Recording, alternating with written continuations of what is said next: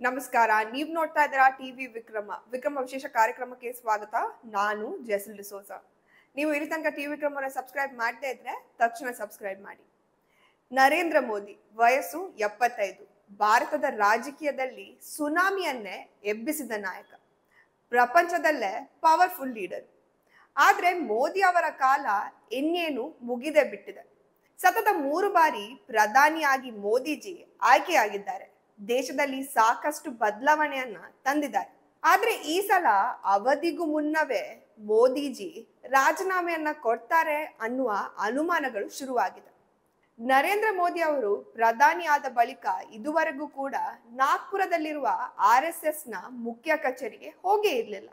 ಆದ್ರೆ ಇದ್ದಕ್ಕಿದ್ದಂತೆ ಮೋಹನ್ ಭಗವತ್ ಅವರು ಮೋದಿ ಅವರನ್ನ ಕರೆದಿದ್ದಾರೆ. ಮೋದಿಜಿ ಮಾರ್ಚ್ 30ನೇ ತಾರೀಕು ಅಲ್ಲಿಗೆ ತೆರಳಲಿದ್ದಾರೆ. ಬರೀ ಹೋಗೋದಷ್ಟೇ ಅಲ್ಲ, ಏಪ್ರಿಲ್ 3ರವರೆಗೆ ಅಂದ್ರೆ 4 ದಿನ ಕಾಲ ಅಲ್ಲೇ ಮೋದಿ ಅವರು ಉಳಿದುಕೊಳ್ಳಲಿದ್ದಾರೆ. ಯಾಕೆ ಇಷ್ಟು ದಿನ ಹೋಗದ ನರೇಂದ್ರ ಮೋದಿ ಅವರು ಈಗ ಯಾಕೆ ಹೋಗ್ತಾ ಇದ್ದಾರೆ? ಯಾವ ಕಾರಣಕ್ಕೆ ಮೋಹನ್ ಭಗವತ್ ಅವರನ್ನ ಕರೆಸ್ಕೊಂಡಿರಬಹುದು? ಇಲ್ಲಿ 2 ಅನುಮಾನಗಳು ಇದೆ. ಸದ್ಯ ಬಿಜೆಪಿಯಲ್ಲಿ ರಾಷ್ಟ್ರೀಯ ಅಧ್ಯಕ್ಷ ಹುದ್ದೆಗೆ ಹಗ್ಗ ಜಗ್ಗಾಟ ನಡೀತಾ ಇದೆ. ಇನ್ನೊಂದ್ ಕಡೆ ನರೇಂದ್ರ ಮೋದಿ ಅವರಿಗೆ 75 ವರ್ಷ ತುಂಬಲಿದೆ. ಈ 2 ವಿಷಯಗಳ ಬಗ್ಗೆ ಇಲ್ಲಿ ಚರ್ಚೆ ಮಾಡೋಣ. ನರೇಂದ್ರ ಮೋದಿ ಅವರು ಪ್ರಧಾನ ಮಂತ್ರಿ ಆದಾಗಿಂದ ಇದುವರೆಗೂ RSS ನ ಪ್ರಧಾನ ಕಚೇರಿಗೆ ಹೋಗಿರ್ಲಿಲ್ಲ. ಸೊ ಇದೇ ಫಸ್ಟ್ ಟೈಮ್. ಆದ್ರೆ ನರೇಂದ್ರ ಮೋದಿ ಅವರು ಪ್ರಧಾನಿ ಆಗಿದ್ದಾಗ ರಾಷ್ಟ್ರಪತಿ ಪ್ರಣವ್ ಮುಖರ್ಜಿ ಅವರು ಹೋಗಿದ್ರು. ನಾಗ್ಪುರದಲ್ಲಿ RSS ಸಂಘ ಮುಖ್ಯಾಲಯದಲ್ಲಿ ಮಾಧವ ನೇತ್ರಾಲಯ ಇದೆ. ಅದರ ಕಟ್ಟಡ ವಿಸ್ತರಣೆ ಉದ್ಘಾಟನೆ ನಡೆಯುತ್ತಿದೆ. ಅದಕ್ಕೋಸ್ಕರ ಪ್ರಧಾನ ಮಂತ್ರಿ ನರೇಂದ್ರ ಮೋದಿ ಭೇಟಿ ನೀಡ್ತಾ ಇದ್ದಾರೆ.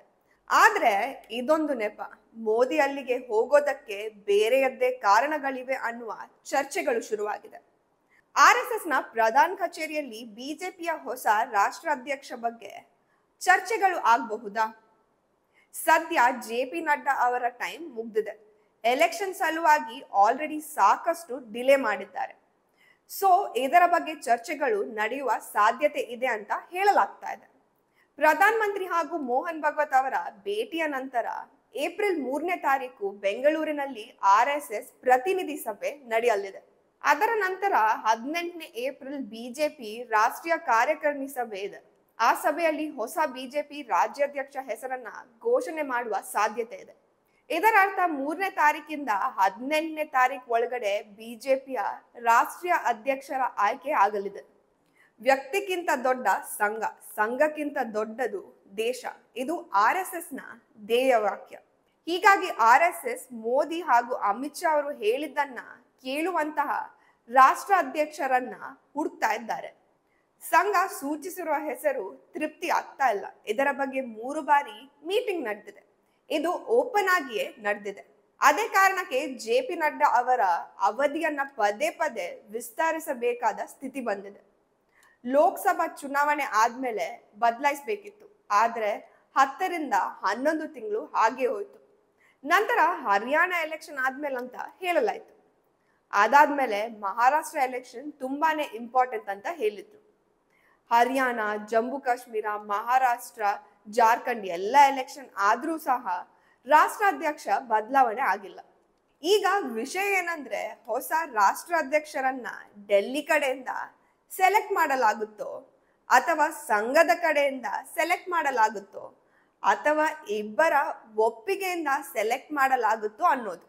ಅದಕ್ಕೋಸ್ಕರ ನರೇಂದ್ರ ಮೋದಿ ಕೊನೆಯ ಬಾರಿ ನೇರವಾಗಿ 1 to 1 ಮಾತಾಡಲು ಹೋಗಿರಬಹುದು. ಇದರ ಜೊತೆಗೆ ಈ ವರ್ಷ ನರೇಂದ್ರ ಮೋದಿ ಅವರಿಗೆ 75 ವರ್ಷ ತುಂಬುತ್ತೆ. ಇದರ ನಂತರ ಮೋದಿ ಅವರು ತಮ್ಮ ಸ್ಥಾನದಿಂದ ಕೆಳಗಿಳಿತಾರ ಅನ್ನುವ ಸುದ್ದಿ ಕೂಡ ಹರಿದಾಡ್ತಾ ಇದೆ. ಆದ್ರೆ ನರೇಂದ್ರ ಮೋದಿ ಅವರು ಕಾರ್ಯಕಾಲದ ಮಧ್ಯದಲ್ಲಿ ಕೆಳಗೆ ಇಳಿಯುವುದಿಲ್ಲ, ಅದು ಸಾಧ್ಯವೂ ಇಲ್ಲ. ಈ ಟರ್ಮ್ ಅವರೇ ಮುಂದುವರಿಯೋದು ಗ್ಯಾರಂಟಿ. ಇನ್ನು 2029ರ ನಂತರ ಏನಾಗುತ್ತೆ ಅನ್ನೋದು ನೋಡ್ಬೇಕಷ್ಟೆ. ಸಾಧಾರಣ ಯಾರಾದ್ರೂ ಹೊಸ ಪ್ರಧಾನಿ ಆಗ್ತಾರೆ ಅಂದ್ರೆ 2ರಿಂದ 3 ವರ್ಷದ ಮುಂಚೆನೆ ಅವರನ್ನ ರೆಡಿ ಮಾಡಲಾಗುತ್ತೆ. ಆದ್ರೆ ಬಿಜೆಪಿಯಲ್ಲಿ ಅಂತಹ ಯಾವ ಬೆಳವಣಿಗೆ ಕೂಡ ಕಾಣ್ತಾ ಇಲ್ಲ. ಹೀಗಾಗಿ ಸದ್ಯಕ್ಕೆ ಪ್ರಧಾನಿ ಕುರ್ಚಿ ಖಾಲಿಯೂ ಇಲ್ಲ. ಕುರ್ಚಿಗಾಗಿ ಪೈಪೋಟಿ ಕೂಡ ಇಲ್ಲ. ಸದ್ಯಕ್ಕೆ ಪೈಪೋಟಿ ಇರೋದು ಕರ್ನಾಟಕದ ಸಿಎಂ ಕುರ್ಚಿಗಷ್ಟೇ. ಟಿವಿ ವಿಕ್ರಮ, ದೇಶ ನಿಮ್ಮ ಕೈಯಲ್ಲಿ. ಈ ಕಾರ್ಯಕ್ರಮ ನಿಮಗೆ ಇಷ್ಟ ಆಗಿದ್ದಲ್ಲಿ ಲೈಕ್, ಶೇರ್ ಹಾಗೂ ಕಮೆಂಟ್ ಮಾಡಿ. ಟಿವಿ ವಿಕ್ರಮದ ಕಾರ್ಯಕ್ರಮಗಳನ್ನು ನಿರಂತರವಾಗಿ ವೀಕ್ಷಿಸಲು ಸಬ್ಸ್ಕ್ರೈಬ್ ಮಾಡಿ, ಬೆಲ್ ಐಕನ್ ಒತ್ತಿ.